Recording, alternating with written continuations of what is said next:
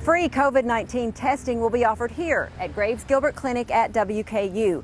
In order to keep contact to a minimum, you're asked to call this number for curbside check-in and then wait here in the parking lot until they're ready for you to come in. We have designated this side as our sick side.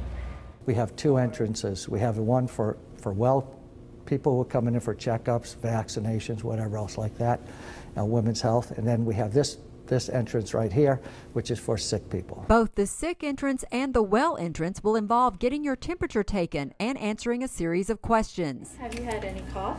No. Fever? No. Shortness of breath? No. If a COVID test or antibodies test is what you're seeking, Graves Gilbert CEO Chris Thorne says the results usually come back between 48 and 72 hours.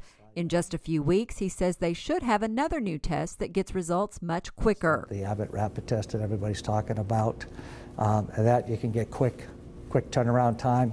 The accuracy isn't nearly as good as the PCR test. WKU and Graves Gilbert Clinic work together to reconfigure the space to accommodate the global pandemic, and from a staffing standpoint, they're ready to be flexible.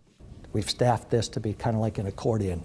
If there's a lot of students in need, we can add more resources, and when it's quieter, we kind of, just like an accordion, play in and out.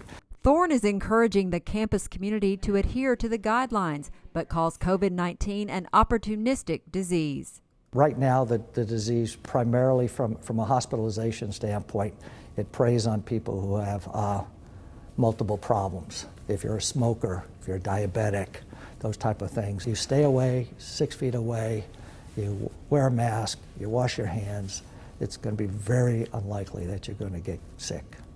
Thorne is also encouraging the use of telehealth visits as much as possible to keep exposure to a minimum.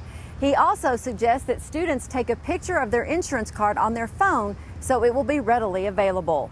With this week's View from the Hill, I'm Amy Bingham.